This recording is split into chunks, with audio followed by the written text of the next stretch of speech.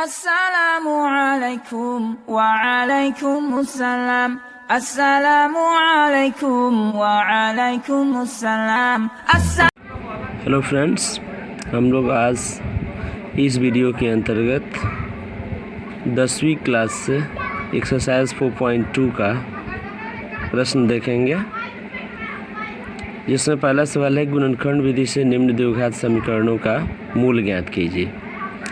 पहला सवाल है x² - 3x - 10 = 0। फिर दूसरा तीसरा इसी तरीके से दिया हुआ है, जिसमें हम पहले प्रश्न को हम लोग देखते हैं। पहले प्रश्न के अंतर्गत है आपको x² - 3x - 10 = 0। तो सबसे पहले हम इसको गुणनखंड निकालते हैं। तो गुणनखंड में क्या करते हैं कि x² का गुणांक अर्थात कोफिशिएंट ऑफ x² अर्थात x² का गुणांक कितना है तो 1 है, और फिर ये अंतिम अर्थात अचर जिसको बोलते हैं ये 10, इसको हम क्या करते हैं गुना करते हैं। गुना करने से हमारे पास जो वैल्यू आता है अर्थात कितना आया 10, ये 10 को ऐसे गुणनखंडों में बांटेंगे ताकि उसकी जोड़ या घटाव करने से ये क्रिया करने से -3x आता हो, और गुना कर दे तो पुनः कितना आ जाता हो तो 10 आ जाता हो। चूँकि यहाँ माइनस है अर्थात ये कहा जा सकता है कि ये -10 आता है।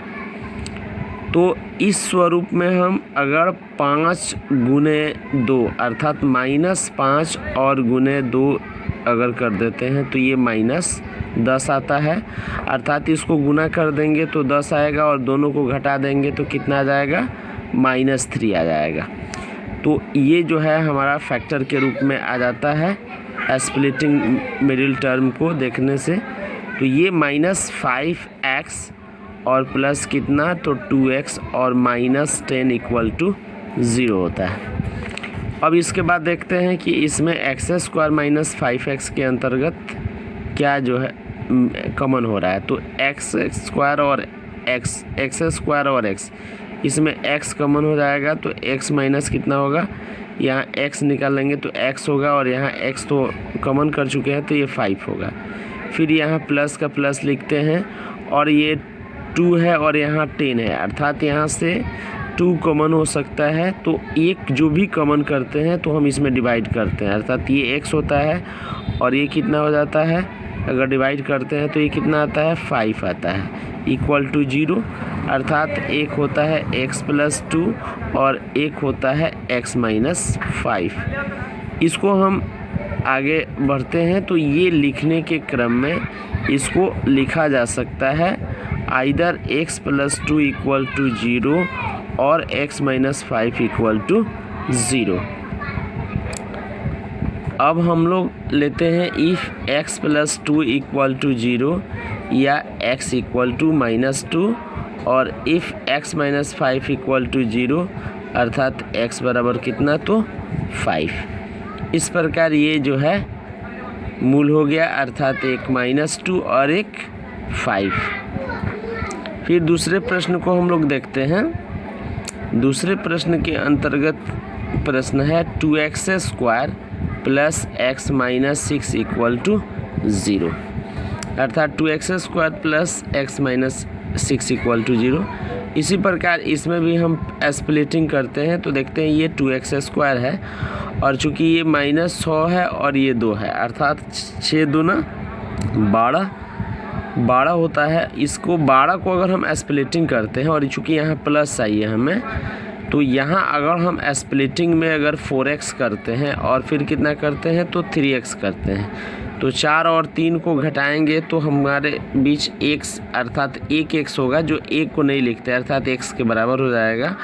और ये 4 और 3 जो होगा गुना करेंगे तो 6 और 2 के गुणज के बराबर होगा, अर्थात ये स्प्लिटिंग जो है मेरा सही है और = 0 लिखते हैं।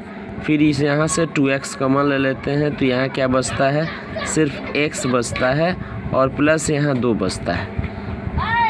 फिर यहाँ से -3 कॉमन ले लेते हैं तो x + 2 बचता है, और फिर क्या होता है कि 2x - 3 होता है और एक x प्लस क्या होता है 2 होता है। अब इसको हम फिर लेते हैं either 2x minus 3 equal to 0 और x plus 2 equal to 0। If 2x minus 3 equal to 0 और होता है 2x इक्वल टू 3 और x इक्वल टू 3/2 और इफ़ लेते हैं x प्लस 2 इक्वल टू 0 और होता है x बराबर -2। अर्थात यहाँ पर ये द्विघात समीकरण का मूल कौन सा आता है, तो यहाँ मूल जो है कितना आता है, तो आपको 3/2 और -2 हो जाता है। इसके बाद प्रश्न नंबर तीसरे प्रश्न को हम लोग देखते हैं। तीसरे प्रश्न के अंतर्गत क्या दिया हुआ है, तो √2x² ये दिया है। √2x² प्लस कितना है 7x है और प्लस कितना है तो 5√2 इक्वल टू 0 है। अगर इसको हम देखते हैं फैक्टर के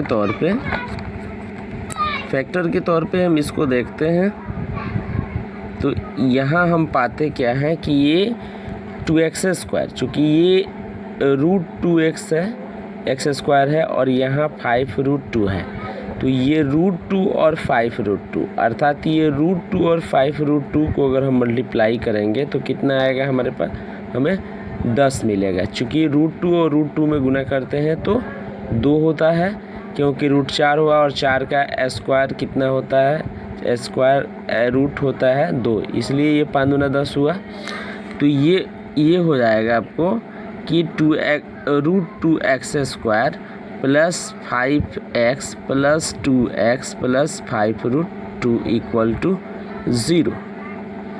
अब यहाँ देखिए, हम देखते हैं कि 5 और 2 को जोड़ेंगे तो 7 मिल जाएगा जो यहाँ पर है, और 5 और 2 को गुना करेंगे तो 5√2 इंटू √2 के इक्वल हो जाएगा।